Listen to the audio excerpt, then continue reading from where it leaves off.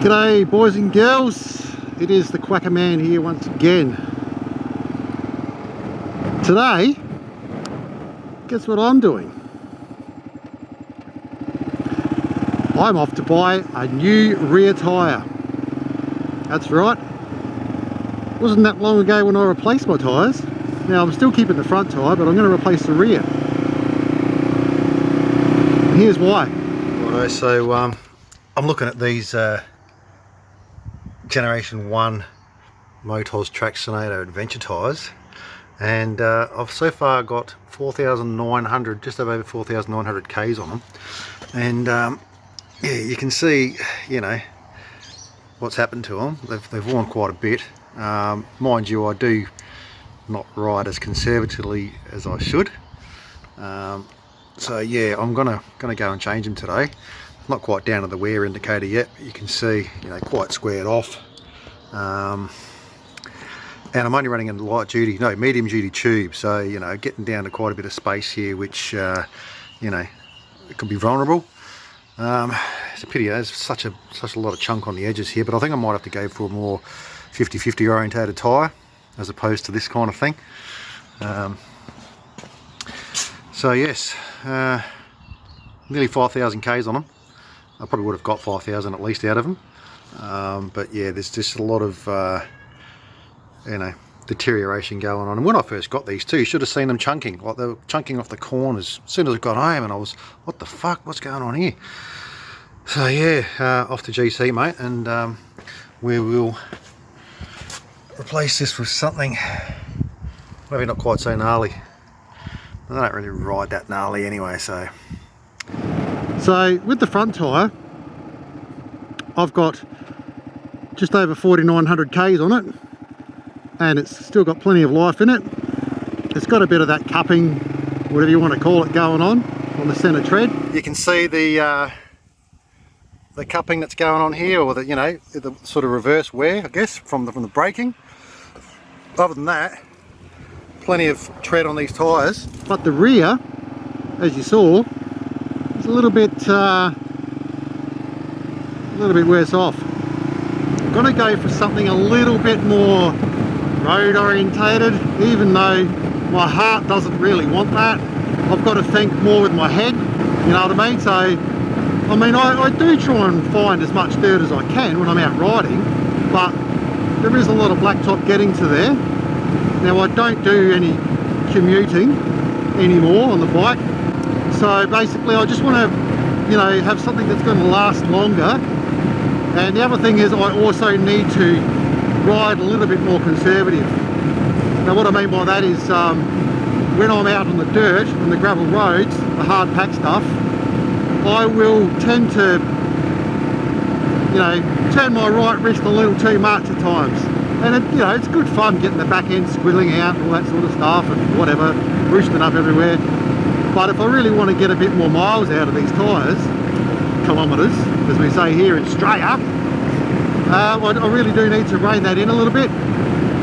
So that's what I'll do. Well, that's what I intend to do, whether I do that or not. So I'll go riding with my buddy Ian, aka Billo, you know, from the Expert Adventures that we do. And yes, he has a heavy right hand as well. And yes, it is part of the riding experience. It makes it a little bit more fun, I guess. So Ian has now put on a Motoz Tractionator GPS.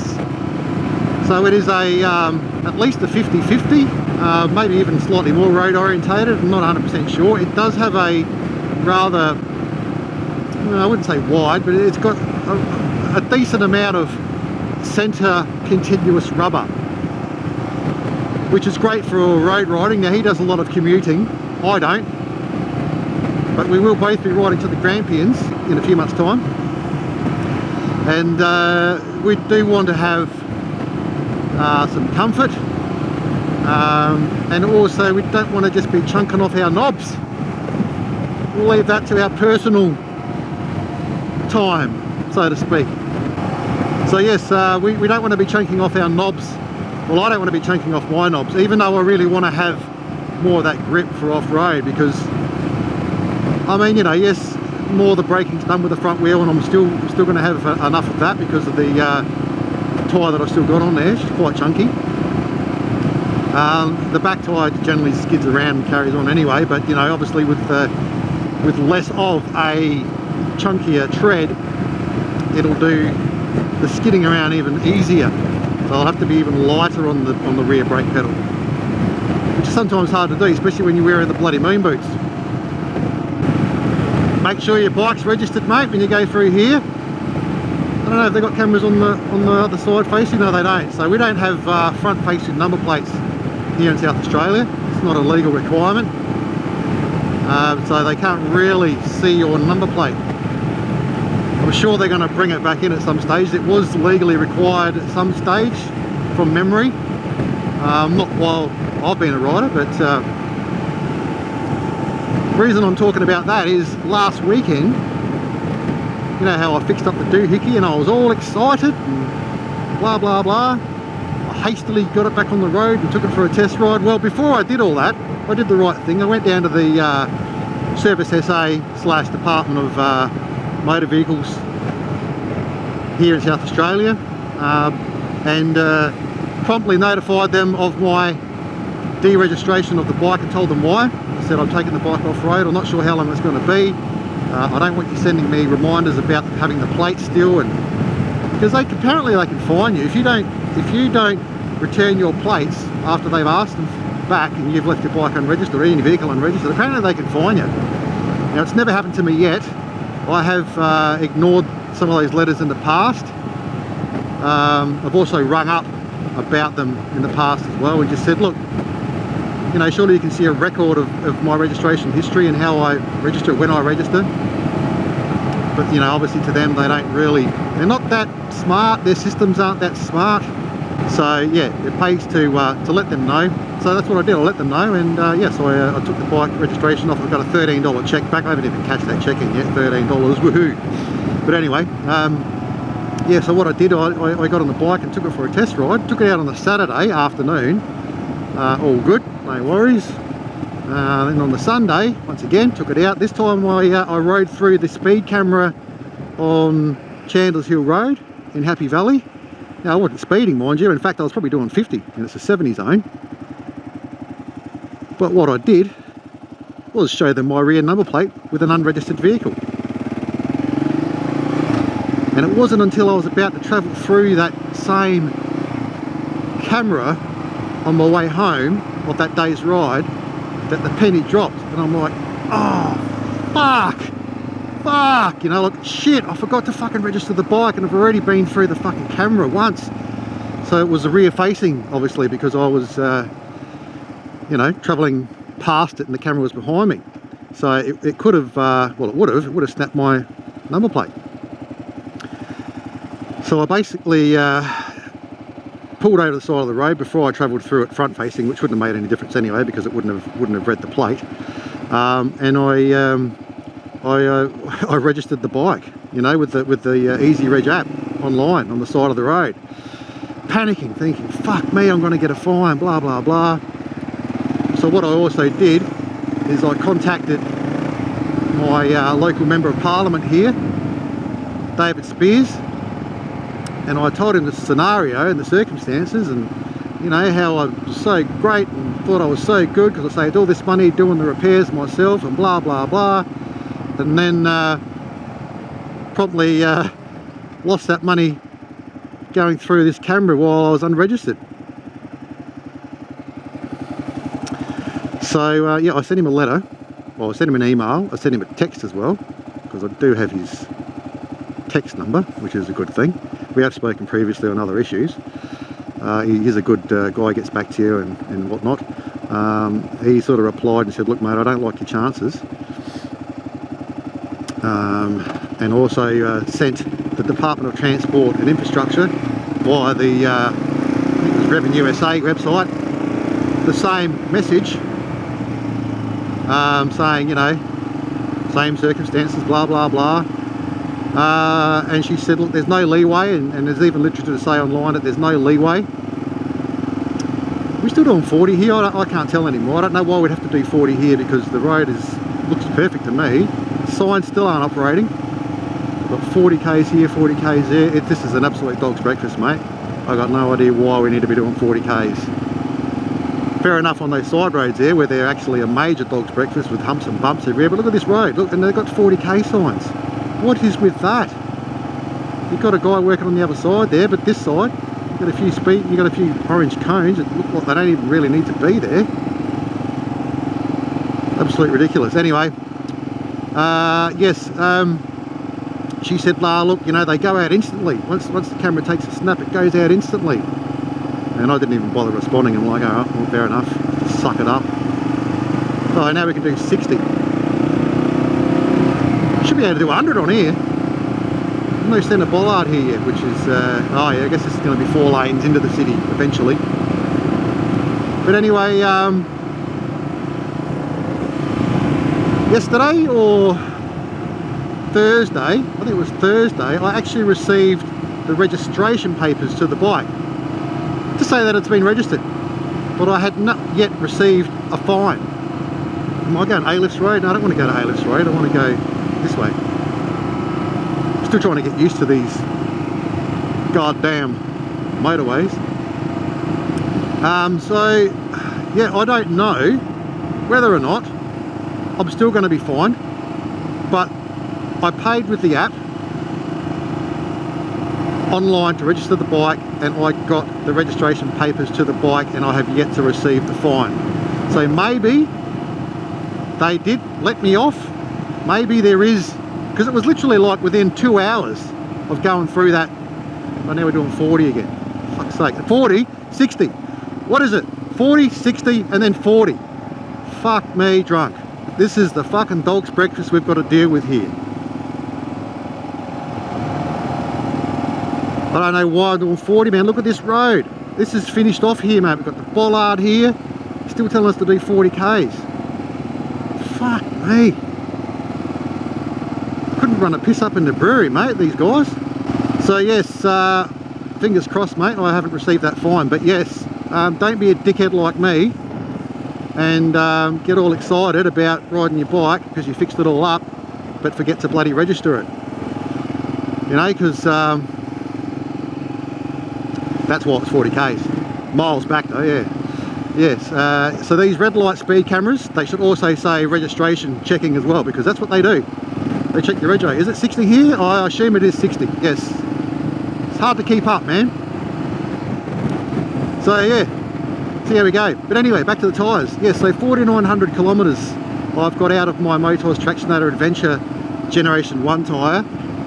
It is the tyre that chunked as soon as I got home and looked at it. But pretty disappointing. I mean, it is for probably 80% off-road, 20% on-road. You know, when we probably do sort of 50-50, maybe 60-40. That is 60% off-road, 40% on-road. It's what I say we, I mean me, actually, I do. Obviously I'm riding on the road now, and you know, we've got to ride a little bit of blacktop to get to a lot of our tracks, etc. So yes, I think I'm gonna have to go with the head here. But the other thing is as well, is I really wanted to get the Dakar version of this tyre, which is a Motoz E07. Now I've called up the tyre place, GC Motorcycles in Prospect, and they've told me that they've only got the E07 Plus, which is the big block version of the E07, but it's still not the Dakar version, so it doesn't have stiffer sidewalls. Now the one that Ian got, Tractionator Adventure GPS, does have a stiffer sidewall apparently, similar to what the Dakar version of the E07 is. Now the E07 has a bit more of an aggressive chevron block pattern, and it doesn't have that centre strip going down the guts, which appeals to me. You know, I don't really want that. But in saying that, if I do end up getting the GPS, well, it's going to be good for the road. Yes, it's going to be good for the road. It's going to be smoother to drive. It's just going to be a little bit more skatey off-road. Going to have to really slow things down on these downhill descents and all that kind of thing. Just reevaluate my riding style. I mean, I'm not an aggressive, gnarly rider by any means, but I'm used to what these tyres can perform like, so I'm going to have to readjust. Anyway, we'll get to the store, we'll see what they've got. The other tyre I'm contemplating is a Dunlop 606. Now they are a street legal knobby tyre, about as knobby as you can get street legal apparently. Obviously the off-road gnarly tread appeals to me, and they're also a cheaper tyre from what I'm led to believe. So, you know, I don't know, can we get past here? Yeah, we should be right.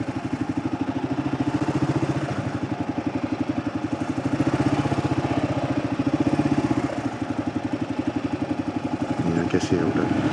So yeah, I might even go down that route. The thing is, the 606s have a good stiff sidewall. They're a proper off-road tyre. I think they're 80/20, and they wear pretty well apparently. But they will scream like a banshee, and running them at road pressures on road will flatten them off quite quickly, I hear. But I guess probably not as quick as the tyre I've got on at the moment. It's hard to say. I mean, a lot of that's got to do with engine braking, rear braking, acceleration on the road, but also my heavy right hand spinning up on the gravel and hard pack, because obviously, you know, these dirt roads, they've got a thin layer of gravel on top, but it's still quite hard underneath, so it's not like you're just spinning the wheel on the grass or in the mud. Wear factor. So yeah, maybe I just need to chill out a little bit, ride a bit more like an old man. But yeah, so far so good with the doohickey. If you looked at the previous video, you would have heard what it sounded like when I started it up for its first run with the new doohickey. I think I did have to chain over tight. So I'll back that off and let the spring do its work, because I actually, you know, pushed the doohickey into place and sort of forced that chain tight. I think it was just a little bit too much. Started up this morning, nice and quiet, still no oil leaks. The next thing I'll be doing, more than likely, will be to remove the right hand side cover. Hopefully the clutch will be alright, but if the clutch is sort of knackered, well, maybe I will do that at the same time. But basically I'll need to go in and look at the oil filter screen, which catches a lot of shit. It may not have been cleaned out since new, in which case it would have some debris inside, bits of metal, bits of gasket, bits of all sorts of crap. Not so much gasket, but maybe gasket sealant. I was recommended to inspect that, and I looked at some videos on that, KLR forum, etc. Great community, mate. You got to love the internet, say, when it comes to motorcycles. We're all here to help. Look at that charger, man. Jesus Christ, how's the fucking tyres on that thing? Whoa, that is proper drag racing shit. Yeah, so, and what I think I should do at the same time, or being recommended to do, is to also replace the water pump housing O-ring. There's like an O-ring in there. Flush the coolant out, give it a coolant change, etc. So yeah, probably not a bad idea to do that. So I'm in fifth now, doing 60 k's, and I'm doing about 2600 revs. So I've got that 15 tooth front sprocket on now. Definitely noticed a pickup on it. It's probably what, you know, sent the doohickey into fucking overdrive when I did change the chain and sprocket, because it was after that ride that tick really came into play. So I probably just ended up revving its tits a little bit harder than I normally would, and yeah, she didn't like it, but it was a good save. So yeah, I'm more comfortable now doing maintenance on the bike. You know, it's not really that hard. Nothing hard about it. The hardest thing was obviously undoing the bloody rotor bolt. You need a breaker bar for that. It's 144 foot-pounds of torque on that. 148. No, hang on. Yeah, 148, 195 newton meters anyway. My torque wrench didn't cut it, so I had to borrow one from a friend. And torquing it up as well, you know, it takes quite a bit of force. That's probably the hardest part. Other than that, it's just tedious, I guess. You do want to make sure that you do your proper inspections, and while you've got things open, have a look and see and make sure that there's nothing else going on, so that while you've got it open you can fix it. Safety camera, yes. Revenue raising camera. safety camera. Don't make me feel any safer, man. I'm worried about people running up my arse now because everyone's slowing down. It doesn't make me feel safe at all. So yes, maybe I will go the Tractionator GPS and, you know, suck it up. I mean, I don't do anywhere near as much commuting as Ian, but yeah, I don't know, man. I'm still in two minds, you know. My heart says one thing, my head says the other. So I've also adjusted my gear selector. I've put it down one notch on the spline, and it makes a huge bloody difference. It sets it down by about another 10 mil. But what I was finding is I was lifting my leg up a lot to change gears, even with the big ass moon boots on, and especially when I ride with these road boots. It was making it, you know, you're doing the old lifting the knee up constantly to change gears. So it does, I think it does just touch the crash bar, the lower part of the crash bar, but it's not hindering gear changes, so that's good. I've got my little 10 mil ring spanner just in case I need to readjust it, but so far so good. Yeah, I think that 15 tooth does feel a lot better for doing this kind of riding, that's for sure. It took me a little bit of, well, it took me by surprise how it sort of handled in the real slow, sort of gnarly shit like I was in the other day when I was just being a dickhead going through all those ruts and that. Yeah, it was quite bloody, you know, you said as you let the clutch out, like it really sort of, it's a lot more torquey. And I wasn't feathering the clutch as much as it didn't feel like I needed to feather the clutch as much as I used to with the 16 tooth, you know, something to get used to. I mean, it's not a big part of my ride and that sort of style anyway. I'm more about riding the fire tracks and the summit tracks and the gravel roads and stuff like that. And actually, speaking of summit tracks, fire tracks, I was looking up online. I just typed in fire tracks, South Australia, laws, blah blah blah, and the only thing that came up in Google was from the Mount Barker Council, District Council, about fire tracks, and they're talking about that one that runs in behind Mount Barker there by the freeway. There's a couple there, and how apparently they used to be gated, but now they've trialled it and they've just got signs and they're trying to deter people from driving down there. I don't remember it ever being gated, not since I've been riding. I know there are some others around that are, but I guess at the end of the day, a fire track, you need it to be open so that fire vehicles have that egress in an emergency. Then we fart assing around, losing keys, trying to unlock padlocks, blah blah blah. So they just put the sign up. Now the reason being they don't want people driving down there is because they say the roads they're not graded, they're not kept up to the same standards as other dirt roads, and you know, people shouldn't be using them shortcuts. They didn't say that it was illegal or anything like that. So, and I've spoken to a friend of mine who was in CFS headquarters, and he's advised me of the same kind of thing. You know, they might, if there's an operation going on and they see you there, they might sort of say, hey, you know, you shouldn't be here, but they can't really find you apparently. Fine you. There's a cool little monkey mural. Ape mural, smoking a joint, thinking about bananas. That's the old Squatter's Arms, mate. Used to go off back in the day, played a few gigs there. The carpet used to be sticky and stinky. Oh yeah. Royal Adelaide Hospital's over there, you got the chopper going in, probably flying in another motorcyclist, who knows. Got the big race on here today as well, this weekend. Adelaide 500, all a buzz in the city. So yes, you know, the thing is with these fire tracks, man, is they're sort of something different for us ADV riders to ride. They've got a surface that's a little bit more unkept, a little bit rougher, a bit more of a challenge, I guess. I mean, they're not ever really too challenging, but as opposed to just the gravel roads. I mean, we don't have enough places to ride. You know, we've got all these dirt roads, we've got all these forest roads, and we've got all these bloody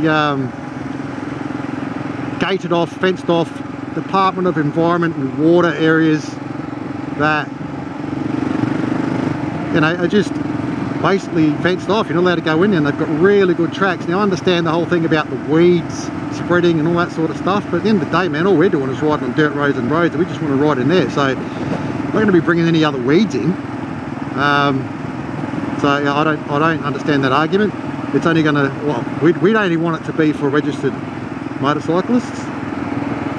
And being a registered motorcyclist, we don't go riding on motocross tracks or any, well, I mean, I guess you could have access to paddocks and weeds and stuff like that if you rode on verges and whatever, but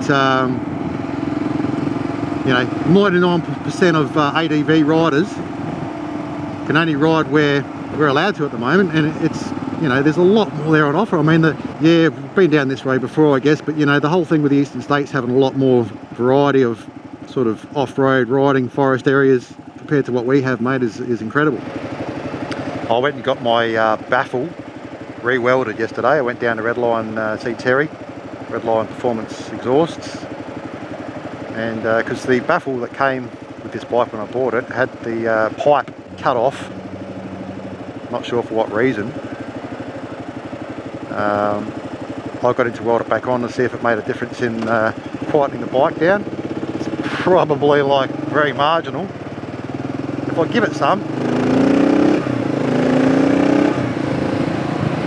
it sounds alright from where I sit. I don't know about from the back. I know Ian says that it is a lot quieter with the baffle in, so I wonder if he notices a little bit more quietness since the last time I had the baffle in. But yeah, she's got the Stain Tune sports muffler on her, mate. She's not the quietest of mufflers, not the quietest of cans. I noticed it's got a weird sort of sound now when you deaccelerate. It's more of a kind of sound. There's none of that nice little backfiring sort of burble that you used to get. But that's cool. I wouldn't mind another exhaust that wasn't quite as loud, but something that's not as quiet as the stock one, if you know what I mean. And I'll always stand by the argument, mate, loud pipes, I don't know about save lives, but they definitely make people notice you're around. So I don't want nothing that's too quiet.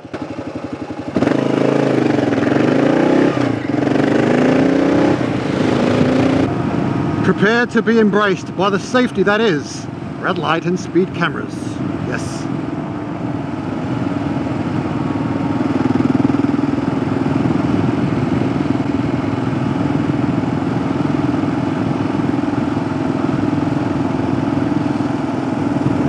There, Bentley, Jesus, man with the money. Yeah, so Ford still have a presence here in Australia. Sadly, General Motors Holden, they do not. They have pulled the pin.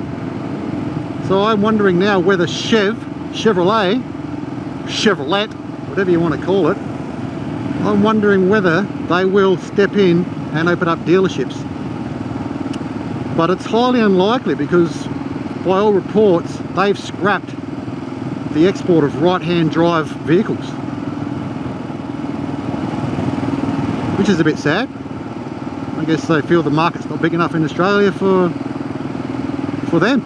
Then again, we've got the Ford now, we've got those Mustangs, and tell you what, man, I wish I did a bloody video, but I didn't know until the day of driving that GT 5.0 2019 Ford Mustang 5 litre. Oh my god, that thing is sex on wheels, man. That thing had some pull, I tell you. Now look at the petrol here, 122.9. That's pretty good. That's pretty good. And you see it around for $1.65 at the moment. Oh, fucking here we are. Here we fucking are. Oh, they've changed it up a bit.